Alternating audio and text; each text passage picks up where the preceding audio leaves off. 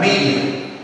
And because people are shouting in exercise of their freedom, democratic freedom, to say whatever they want, because that is in our constitution.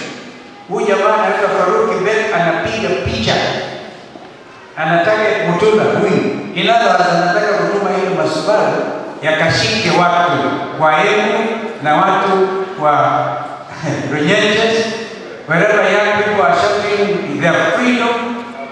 We are watching that space. And if you think you can threaten Kenyans now, my friend, it's revival time.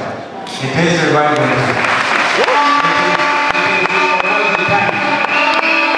You might remind Kenyans will be reminded of your role in the ICC trials.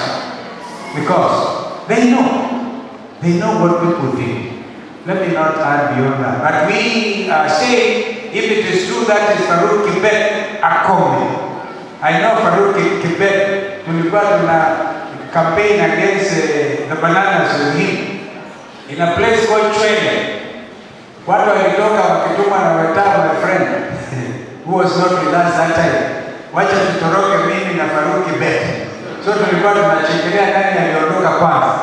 Now for Faruk Kibet, don't play those games. You know you are the chief abductor. And I've mentioned your name specifically. Thank you.